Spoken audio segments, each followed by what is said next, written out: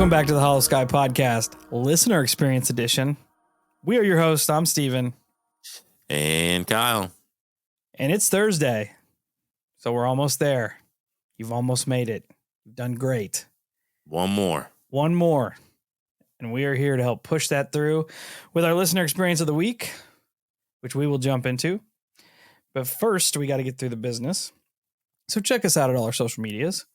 Facebook, Instagram, YouTube, Twitter, TikTok, Discord, Reddit. Search up the Holosky Podcast. You'll find us there. Come join the Holocult and be part of the community. Today is our Thursday Listener Experience show. Our normal shows drop on Monday. Tuesday is the Night Shift Recap. Wednesday is Night Shift Live, 8 p.m. Central on YouTube and probably some other platforms, but definitely YouTube. And Thursday means Listener Experience. So if you have a listener experience that you would like to share for our future Thursday show, Kyle's got some info that he got on a 1-star rating and review that you're going to want to share. This is true. It stirred out good. But now we're here. And if you have an amazing experience that you would like to share with us, it's pretty easy. It's not hard. All you have to do is write it out or record yourself and then shoot it over to the email, which is going to be holoskypodcast@gmail.com.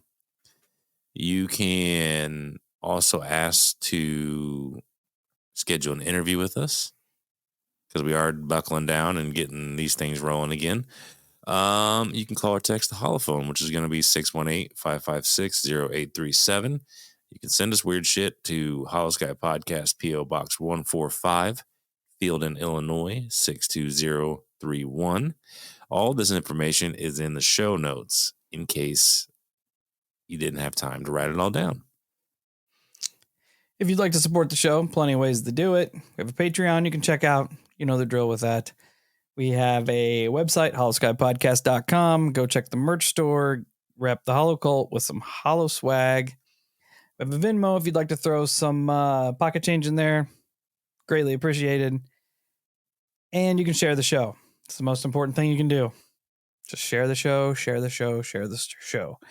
The more we grow, the more of an opportunity we have to put out more content for you all.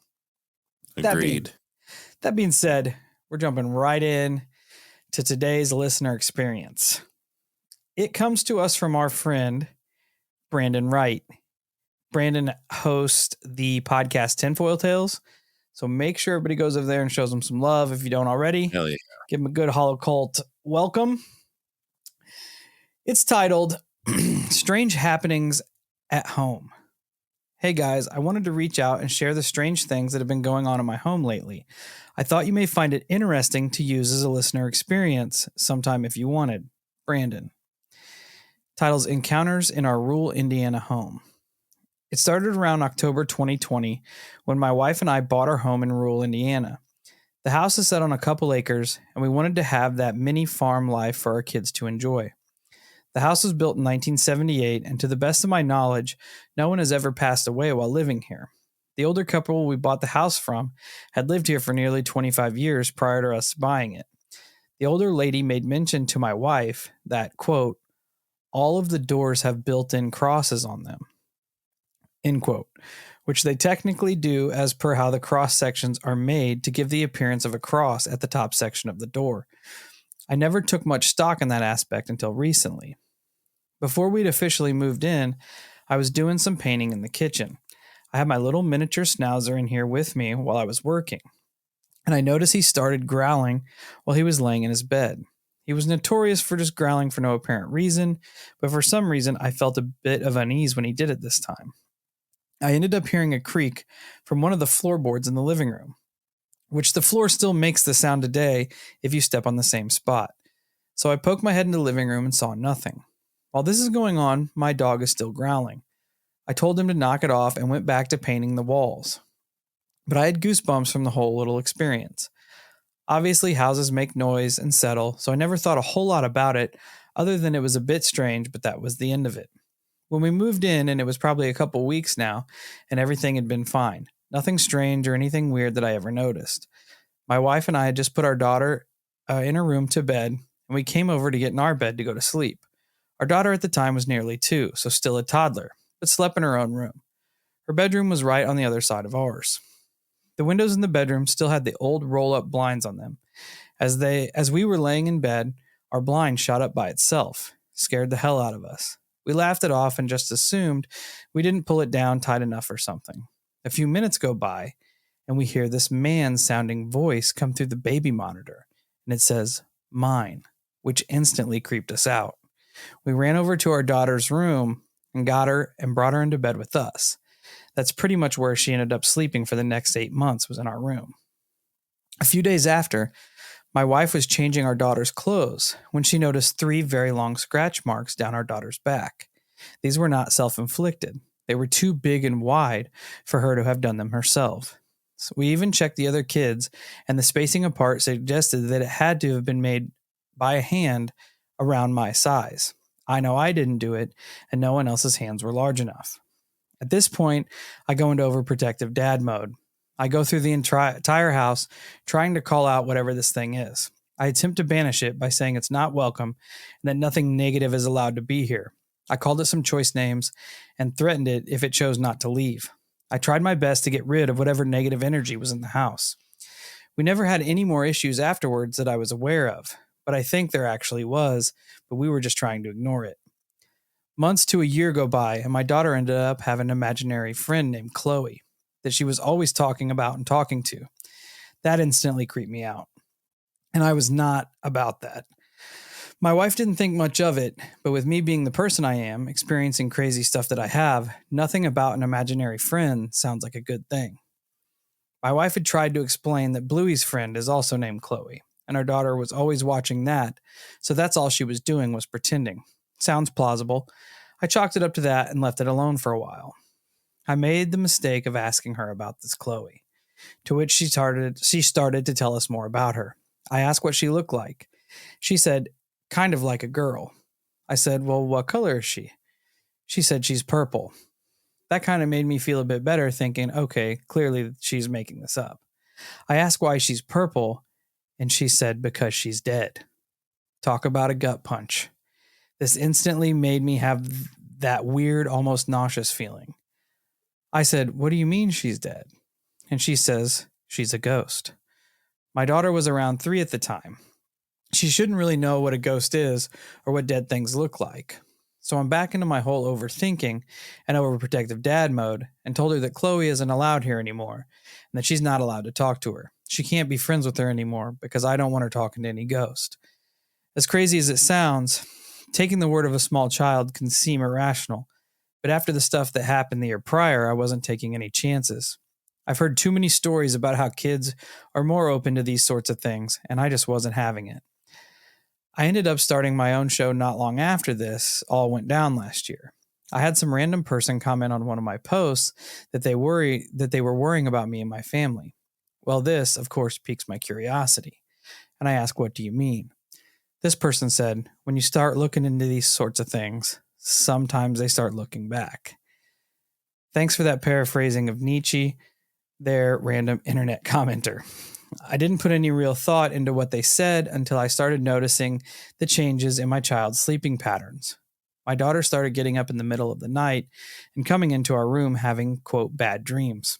This got to the point where she was super emotional at her preschool. She loved going to preschool, but they asked my wife if there's been any sort of changes at home because of how emotional she had become at school. I ended up taking a break for about 2 months from interviewing and researching all the weird things that I dabble into, and her sleep pattern went back to being normal. I started up again back in July, and everything seemed to be going fine until recently. I would say it was about 2 months ago. My older kids had friends over, and for some dumb reason, they decided to try and make a Ouija board and candles and communicate with spirits. I heard them all downstairs screaming, and I told my wife, I bet they're trying to do a freaking seance. Sure enough, they were. They'd come upstairs and ask for candles and lighters. I thought that was weird, but thought maybe they just wanted to make the room smell better. Nope, they were trying to speak to ghosts.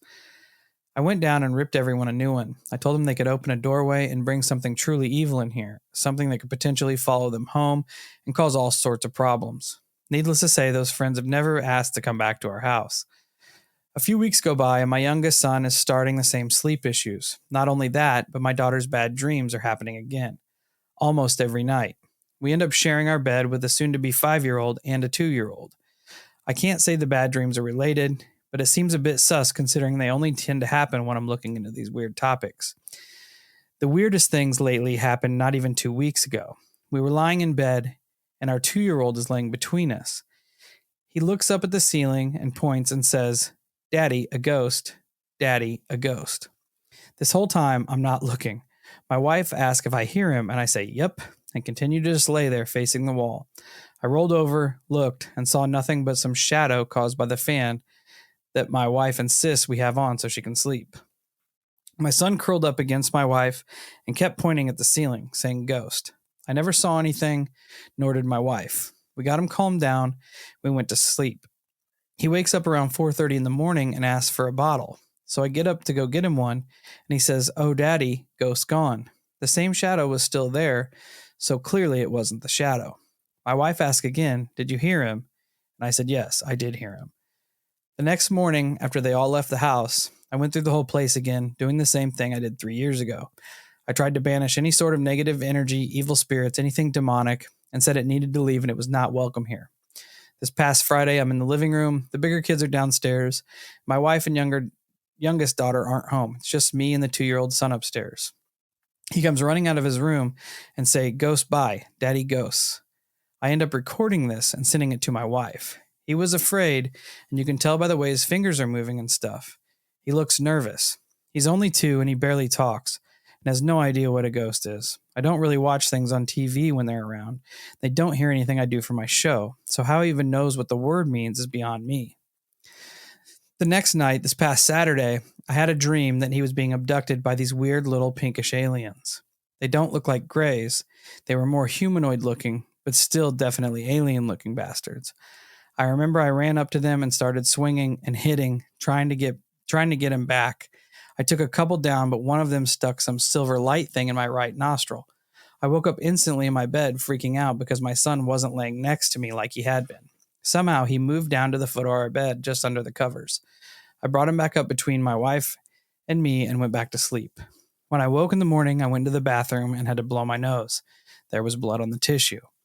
I looked at the mirror and my right nostril had blood crusted around it. I instantly go and tell my wife about my dream and my nose. She laughs it off and said I was probably picking my nose in my sleep. We had her family for Christmas later that morning. She told her family about it and they all got a good laugh out of it, joking about the probe up my nose was probably me shoving my finger up there. I said, or it wasn't a dream. But that was just the last 2 days. Nothing else has gone on. My daughter's been sleeping through the night the last few nights, and my son still sleeps in our bed. It's been about a month now, and he refuses to sleep in his room. I can't say this is paranormal or paranoia. There's too many things that have gone on that would be too coincidental. I try to keep skeptical view about it, but when it comes down to your family, you have to be willing to consider all possibilities. My wife and I agreed that we just wouldn't talk about it and try to ignore it because we don't want to give it any sort of power by worrying about it, if it is something. We also didn't want to make some egregore by willing it into existence by talking about it. If nothing else strange happens, if anything else strange happens, I'll be sure to let you know. But for now, other than having someone come out and try to bless the house, I'm not sure what else we can do. Thanks, Brandon Wright, host of Tinfoil Tales. Brandon. Whew. First off, when it comes to the family, definitely keep all possibilities at the helm, because just from me and Kyle's experiences, we know that when these things rear up, they put targets on everyone around you, including your children. Yeah, and you got to be ready to go to war with them. Yep. Like, it sucks. And we can relate. We've literally been through it. And for me and Steve, at least, it seems like it comes in waves. You know, we'll touch on a hot subject or something like that, and then these waves start crashing into us, and then it goes away. My daughter has been having weird situations of lately. Like, cause she talked to you that time, Steve, about the chicken monster. Yeah, I lived in the vents. Yeah. Well, the other day, my wife said she was talking to the tooth fairy. Yeah, and when she brought that up, like there was nothing provoking it. She was playing at the dollhouse, and I was sitting in your recliner. And she comes up, she goes, "I got to tell you something." I'm like, "All right." She goes, "There's a monster in the vent. Talks to me." I'm like, "Don't talk to anything in the vents." First off, Yeah. Terrible idea. she's like, "It's a chicken monster. It shows me how to get in there." I'm like, "Well, also don't crawl in the vents." No. You know. But that's weird that she's. I mean, I know she's got a wild little imagination, but Mm-hmm. it's hard to draw the line between what is child imagination and what could be something out of the norm, you know? Yeah. Yeah. And I feel for you in your situation. And man, I would have went to the first one, dude, fuck that. When you hear the word mind come over the monitor, yeah, right. Yeah. I don't think Something, my kids be, and then it wouldn't even be their choice. My kids wouldn't even be sleeping alone at that point. no, something trying to claim, um, what's the word? Claim like domain over your child. That's Yeah. pretty intense. Claim Yeah. possession over your child. Yeah. That's a one-way ticket or one-way ticket to somebody's getting their ass whipped. Yep. Whether it's me or it's happening. My oldest boy used to have an imaginary friend before Maddox was born. And he used to call him Juker Bob. And he would say that you'd ask him about it because he'd always be in his bedroom playing and talking like somebody else was there, and there never was. So you'd ask him about it, and he would say, "It's Juker Bob. It's Juker Bob." You'd ask him, "What Juker Bob look like?" And he'd say, "He has blue skin and green hair." So I'm thinking, okay, that pretty much just kids' imagination, imagining a cartoon character or something. He was big into the Backyardigans, and they were all like different colors and whatnot. One day we're in the car and I'm driving around. He's in the back in his car seat, and he wants me to follow these directions that he was trying to give me. And I'm like, you don't know where you're going. Okay. Like you are 3. So calm down. He's like, no, I want to show you where Juger Bob lives. And I'm like, where does Juger Bob live, bud? And he goes, at a farm. He lives under the pond. And I'm like, no, Gross. he doesn't.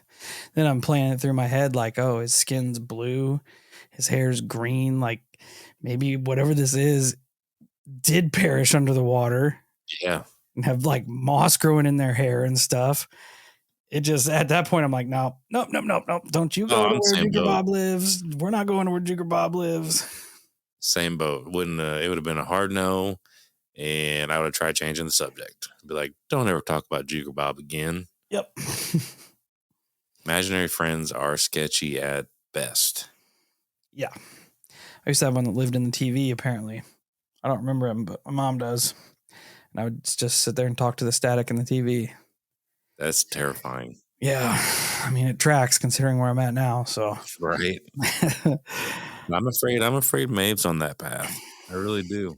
She talks about some weird shit, man. I don't know. Things that she shouldn't know about. It's kind of the same situation It's that Brandon and his family's in. yeah. It resonated a lot whenever I'm listening to it, man. Yeah. It's gross, and it is true. You look into things and it looks back.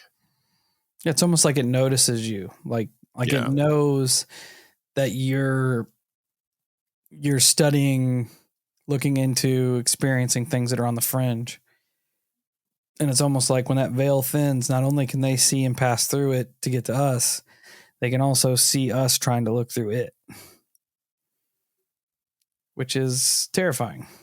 Oh yeah, and it has far more success than we do as far as interaction goes. Because I typically just try to do what you do, kind of rebuke it, and I don't know. I even visualize kind of like a force field around my home too, like people have told me to do. Because I still have issues once in a while. It's never ultra bad or anything. It's very bizarre. Uh, but yeah, I mean, just always be ready to go to war because I feel like it's a necessity when you're walking these lines. Yep. Try different things, see what works. Put yourself together a little arsenal of protection, whatever works for you. Flamethrowers. Flamethrowers. Yep. Landmines. Flamethrowers and stunners. Yep. If you go back and listen to the show that dropped Monday with our friend Nicholas Bruno, who is steady battling sleep paralysis forces, he has put himself together a nice little arsenal of things that help, if nothing else, kind of take the malevolent edge off of what he's experiencing. So I think that each person's defenses are very unique to their situation. So trying things and figuring out things that work and using those to your advantage is very important. Oh yeah, for sure. For sure. The separator is just your children are involved. That's where it makes it a little more urgent, I feel like. Yeah. You know, you have this extra layer of panic about you. Because I'm the same way. Like I would lay in bed and just ignore that shit too. I'm like, no, I'm not. Nah, I'm good. I'm not trying to see some asshole floating on the ceiling. That's dumb. But your kids are involved, and now you're like, ugh, now I got to face my fears. Yep. Yep. We have definitely been there. So we empathize with what you're going through. And it seems it's only happened a handful of times to us when we look into some, it's not even necessarily heavier topics. They're kind of, I don't know.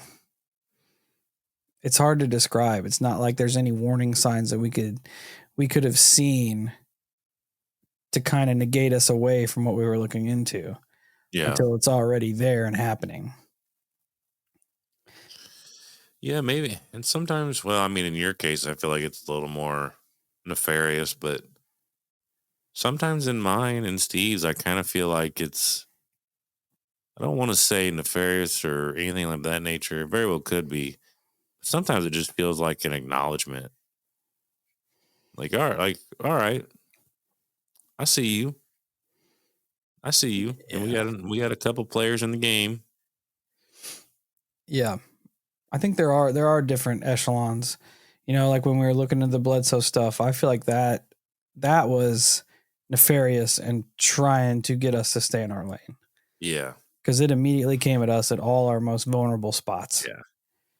But then, like if you look at the shadow entity that hangs out of my house, like there's never anything threatening from that. Yeah. You know, it's kind of a regular thing, catch it out of the corner of your eye, and it's not threatening. But like what we were dealing with when we were looking into Bledsoe, that was different. Immediately came after our kids. Yeah. Immediately hit during sleep paralysis. Immediately just it was just focusing in, like pinpointing things that all were the chinks in the us. armor. Yeah. You know, it sucks. But then I've had experiences with like the bean and seeing those eyes and stuff, and nothing felt crazy nefarious at all with it. It just is what it was, you know? So there are probably, I mean, there has to be echelons of that type of stuff because that only makes sense. It can't all be fucking nefarious. Yeah. At least I don't believe that it's all nefarious.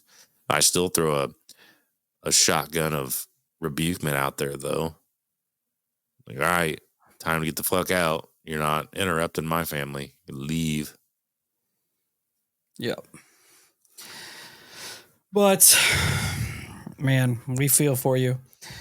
We appreciate you sending your experience in. The way it reads, it was from a while ago. I know I was reading it like in context, but he was referring to Christmas, so it's been a couple months now, I'm assuming. I'm curious to see if anything else has came up. Brandon, if you're listening to this, I hope nothing else has came up. Hope you and your family are doing well. But if it has, definitely holler back at us. And we'll see where it's went from here. With that being said, Hollow Cult. Don't get any more implants either. Yeah. That was gross. I overlooked the whole alien thing. I just remembered it. That's gross. Yeah. Especially like the bloody nose solidifying it. Yeah. Trying to tell you guys this phenomenon. I think it's all the same thing. It's weird. It's a motherfucker.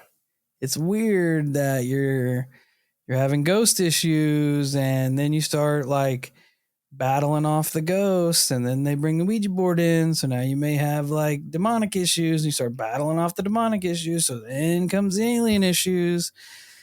I don't know, man. Strange. But yeah, fuck aliens. Word. But definitely holler at us, Brandon. Everybody check out his podcast, Tinfoil Tales. Go check him out. Show him some hollow love.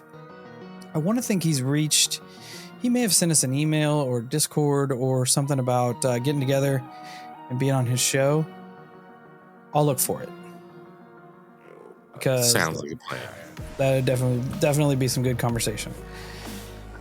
But that wraps it up for today and for this week. We hope that this kind of gives you an extra little boost to get you through to the weekend. That being said, check us out at all our social medias: Facebook, Instagram, YouTube, Twitter, TikTok, Discord, Reddit. You know the drill. Until we meet again, stay safe, stay weird, and if anything is trying to talk to you through your baby monitor, get rid of the baby monitor and the house and just move, because nobody wants to deal with that.